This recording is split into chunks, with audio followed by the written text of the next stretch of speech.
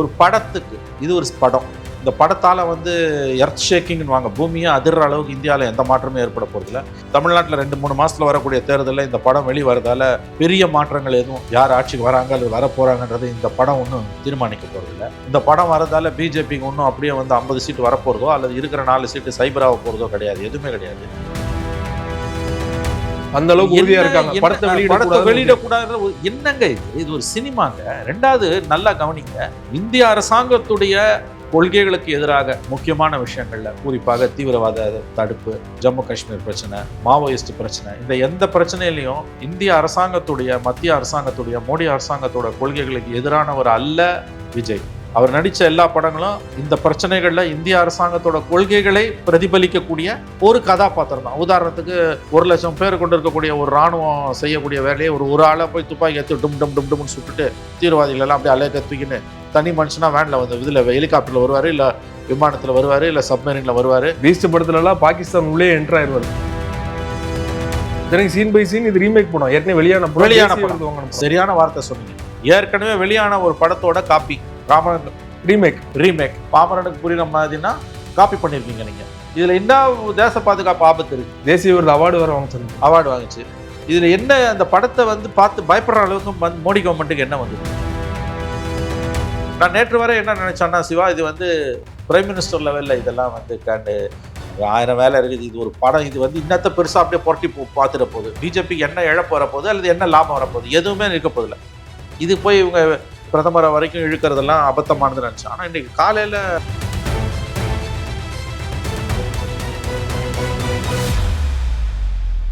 Sir வணக்கம். ஜனநாயகன் படம் release ஆகிருக்க வேண்டியது, சென்சார் பிரச்சனைனால படம் ரிலீஸ் ஆகுது, பெரிய தாமதம் ஏற்பட்டது. இதுக்கு பின்னணியில பாஜக தான் விஜயை மிரட்டி கூட்டணிகளை வர வைக்கிறது அப்படிங்கிற ஒரு கணக்கு பரவலா பேசப்படுது. உங்களோட ஒப்பீனியன் சார்? இந்த விவகாரம் மேம்போக்கா பார்க்கும்போது சட்ட விவகாரமா இருந்தாலும் இதுக்குள்ள ஒரு ஆழமான அரசியல் இருக்குது. ஒரு படத்துக்கு இது ஒரு படம். இந்த படத்தால் எர்த் ஷேக்கிங்னு வாங்க, பூமியை அதிர்ற அளவுக்கு இந்தியாவில் எந்த மாற்றமும் ஏற்பட போகிறதில்ல. தமிழ்நாட்டில் 2-3 மாதத்தில் வரக்கூடிய தேர்தலில் இந்த படம் வெளிவரதால பெரிய மாற்றங்கள் எதுவும் யார் ஆட்சிக்கு வராங்க அல்லது வரப்போகிறாங்கன்றது இந்த படம் ஒன்றும் தீர்மானிக்க போகிறதில்ல. இந்த படம் வரதால பிஜேபிக்கு ஒன்றும் அப்படியே 50 சீட்டு வரப்போகிறதோ அல்லது இருக்கிற 4 சீட்டு சைபராக போகிறதோ கிடையாது, எதுவுமே கிடையாது.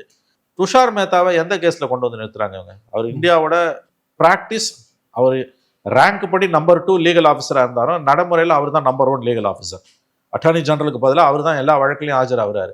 அட்டார்னி ஜெனரல் ஆஜரானாலும் கூட அவர் தான் நின்று ஆஜராகிறாரு. அப்படிப்பட்ட ஒரு டாப். இப்போ துஷார் மேத்தாவை சாதாரண மனுஷன் கூட தெரியும் உங்களுக்கு, பார்த்தா உங்களுக்கே நீங்க கண்டுபிடிச்சா. ஏன்னா அந்த அளவுக்கு செந்தில் பாலாஜி எல்லா கேஸ்லையும் அவர் ரொம்ப ஃபேமஸான ஒரு வழக்கறிஞர், மத்திய அரசோட நம்பர் 1 வழக்கறிஞர்னே அவரை நம்ம தைரியமா சொல்லலாம். அவரு வீடியோ கான்ஃபரன்ஸ்ல அப்பியர் ஆகிறாரு. அந்த அளவுக்கு உறுதியா இருக்காங்க. படத்தை வெளியிடக்கூடாது. என்னங்க இது ஒரு சினிமாங்க. ரெண்டாவது நல்லா கவனிங்க, இந்திய அரசாங்கத்துடைய கொள்கைகளுக்கு எதிராக முக்கியமான விஷயங்கள்ல, குறிப்பாக தீவிரவாத தடுப்பு, ஜம்மு காஷ்மீர் பிரச்சனை, மாவோயிஸ்ட் பிரச்சனை, இந்த எந்த பிரச்சனையிலையும் இந்திய அரசாங்கத்துடைய, மத்திய அரசாங்கத்துடைய, மோடி அரசாங்கத்தோட கொள்கைகளுக்கு எதிரானவர் அல்ல விஜய். அவர் நடித்த எல்லா படங்களும் இந்த பிரச்சனைகள்ல இந்திய அரசாங்கத்தோட கொள்கைகளை பிரதிபலிக்கக்கூடிய ஒரு கதாபாத்திரம் தான். உதாரணத்துக்கு 1 லட்சம் பேர் கொண்டு இருக்கக்கூடிய ஒரு ராணுவம் செய்யக்கூடிய வேலையை ஒரு ஆளை போய் துப்பாக்கி எடுத்து டும் டும் டும் டும்னு சுட்டுட்டு தீவிரவாதிகள் எல்லாம் அப்படியே அலைய தூக்கின்னு தனி மனுஷனா வேன்ல இதில் ஹெலிகாப்டர்ல வருவாரு, இல்லை விமானத்தில் வருவாரு, இல்லை சப்மரீன்ல வருவாரு. பீஸ்ட் படத்துலலாம் பாகிஸ்தான் உள்ளே என்டர் ஆயிடுவார். பாகிஸ்தானுக்குள்ளே பீஸ்ட்ல என்டர் ஆயிடுவார். அப்ப இந்திய அரசாங்கத்தோட கொள்கை தான் அவரோட கொள்கை. அதாவது அவர் ஏதோ இந்திய அரசை சேலஞ்ச் பண்ணக்கூடிய படங்களை எடுத்தவரு, மாறுபட்ட கருத்துள்ள படங்களை எடுத்தவரு.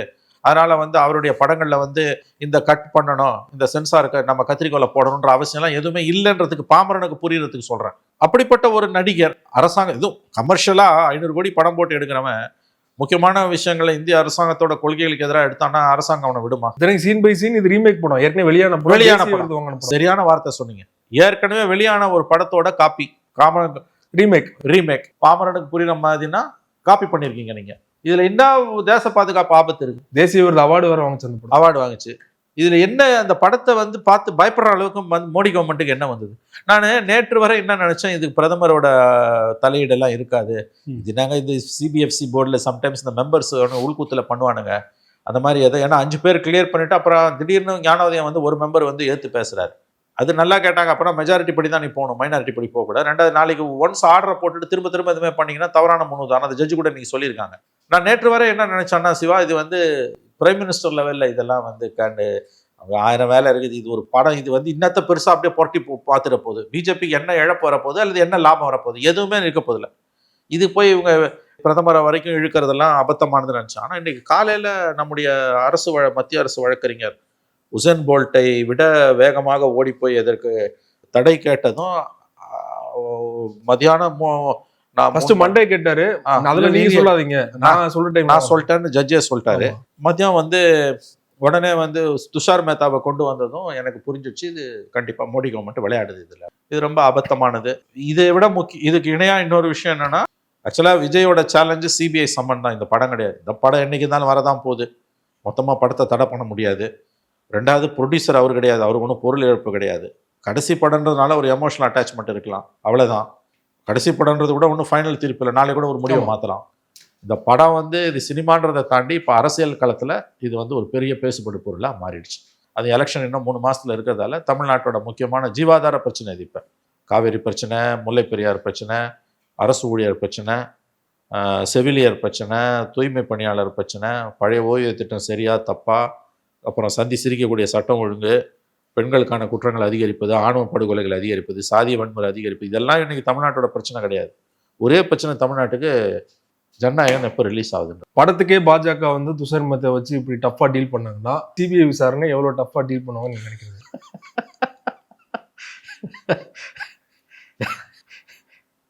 நாகரிகம் கருதி நாம் வந்து கண்ணியமாக பேச வேண்டி இருக்கிறது. நீங்கள் என்ன உசுப்பேத்துறீங்க, கண்டிப்பாக அதில் சிக்கல் ஏற்படுத்துவாங்க. நிச்சயமாக அதை வந்து நான் நேற்று வரைக்கும் நம்பினேன் சிவா, இவங்க வந்து கொஞ்சம் மத்திய அரசு கொஞ்சம் பெருந்தன்மையாக இருக்கும், இவ்வளோ சீப்பாக மோடி கவர்மெண்ட் பிஹேவ் பண்ணணும்னு நினைக்கிறேன். ஒரு படங்க இது, நீ ஒரு 500 கோடி போட்டு ஒருத்தன் படம் எடுத்திருக்கான், அது பார்க்கணும். நம்ம ப்ரொடியூசர் நிலைமையிலேருந்தும் நம்ம பார்க்கணும். அண்ட் ஒரு சூப்பர் ஸ்டாரு, இன்னைக்கு ஒரு இந்தியாவோட முன்னணி நம்பர் 1 நடிகர். இது படம் ரிலீஸ் ஆகிறதால இன்னும் கேடு வந்துட போகுதுங்க இந்த கவர்மெண்ட்டுக்கு. நாங்கள் அருவிருப்பா இல்லை இதெல்லாம். இவ்வளோ சீப்பாக எதுக்கு போகணும்? ஒரு நடிகரிடம் போய் இந்த அரசு எதுக்கு மோதுது? அது ஒரு கலை படைப்பு, அது ஒரு சினிமா, அவ்வளோதான். அதுக்கு மேலே அது ஒன்று அது என்ன அதில் பெரிய மாற்றம் வந்துட போகுது? அதை எடுத்து வச்ச வாதத்தெல்லாம் பார்த்தீங்கன்னா அபத்த கலைஞ்சுமா இருக்கும். எம்பளத்தை காமிச்சிட்டானா பாதுகாப்புக்கு குந்தகம், டிஃபென்ஸ் எக்ஸ்பர்ட்ஸ்லாம் கன்சல்ட் பண்ணும். ஏன் நீங்கள் காமிச்சதே இல்லையா இது வரைக்கும் எதுவுமே நீங்கள் காமிச்சது இல்லை. டிஃபென்ஸ் எக்ஸ்பர்ட்ஸ்லாம் சிரிப்பான், ஏன்டா எங்களை ஏன்டா அவங்க பஞ்சாயத்தில் எழுதுறீங்கன்னு. இந்திய ராணுவத்தை மத்திய அரசு இழிவுபடுத்துது. இப்போ சினிமாவில் போய் வந்து ராணுவத்தோட ஒப்பீனியனை கேட்கணும்னா இது என்னங்க இது? அது என்னத்துக்கு? ஒரு எம்பளத்துக்கு. அதாவது எந்த அளவுக்கு வந்து சட்டத்தை மோடி கவர்மெண்ட் தவறாக பயன்படுத்துதுன்றதுக்கு இது ஒரு உதாரணம். ஸோ இதில் நீங்கள் கேட்குறது 12ஆம் தேதி என்ன நடக்கும், அது ஸ்ட்ராங் கேஸுங்க. ஒன்றும் இல்லாத கேஸ்லேயே விஜய் வந்து துன்பத்திற்கு மத்திய அரசால் ஆளாக்க முடியும் என்றால் அது உண்மையிலேயே வந்து சாலிடு கேஸ். அதில் சம்மன் கொடுத்தது நியாயம், கொடுக்காட்டி தான் அது தவறு. ஏன்னா அவர் தான் அந்த நிகழ்ச்சியோட கதாநாயகன். அல்லு அர்ஜுனாக்கு என்னாச்சு? ஒருத்தர் செத்ததுக்கு அவர் ஸ்பாட்லேயே எல்லாம் அவர் பூச்சி உள்ளே போட்டாங்க. இங்கே உள்ளே போடுவாங்கன்னு நான் சொல்லலை. அவரை விசாரிக்காமல் குற்றப்பத்திரிக்கை தாக்கல் பண்ண முடியாது, விசாரணை முழுமை பெறாது. ஆனால் மோடி அரசாங்கத்தோட நோக்கம் எவ்வளோ ஒரு தீய நோக்கம், உள்நோக்கம் கொண்டது, அவர்களுடைய நடவடிக்கைகள் உள்நோக்கம் கொண்டவை, தீய உள்நோக்கம் கொண்டவை என்பது இன்னைக்கு சினிமா இந்த விஷயத்திலே, இந்த படம் விஷயத்திலே நடந்திருக்கு.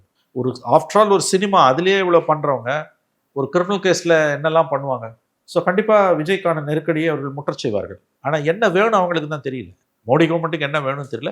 பட் டெஃபினட்டாக they are teaching him a lesson. ஏதோ ஒரு பாடத்தை விஜய்க்கு கற்றுக் கொடுக்க மோடி விரும்புகிறார், மோடி அரசு விரும்புகிறது, நிச்சயமா விரும்புது. நான் நேற்று வரைக்கும் அப்படி நினைக்கல. பட் இன்னைக்கு நடக்கக்கூடிய சம்பவங்களை பார்க்கும், இப்படிலாம் வந்து ஒரு சினிமா பெரிய அளவுல எங்கேயுமே பாஜக தீவிரமா விமர்சனம் பண்ணல இல்லையா? பாஜகவுக்கு ஒரு பாதிப்பு அதுவே இவங்களுக்கு பொறுக்கல. சொல்லிட்டாருல, கொள்கை எதிரி பாஜக.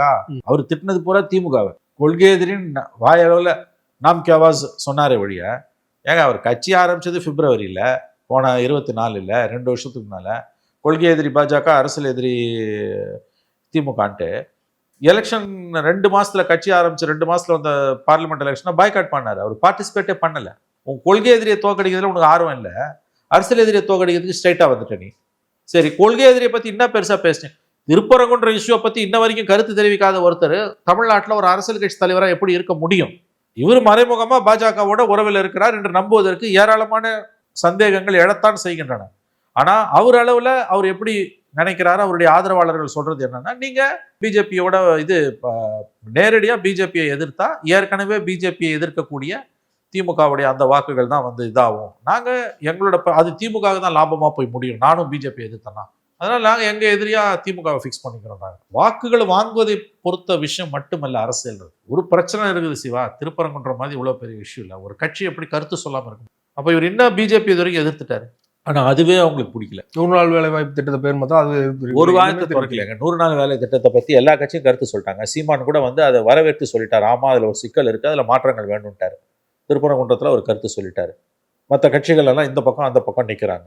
கருத்தே சொல்லாம முக்கியமான எல்லா பிரச்சனைகளையும் கருத்து சொல்லாம நழுவி ஓடுறாரு அவர். அப்ப அரசியலுக்கு அவர் எந்த அளவுக்கு உகந்தவர் என்ற கேள்வி எழுகிறது. இந்த நெருக்கடி ஜனநாயகன் படத்துக்கு வந்த நெருக்கடி விஜய்க்கு வந்த பெரிய நெருக்கடி அல்ல.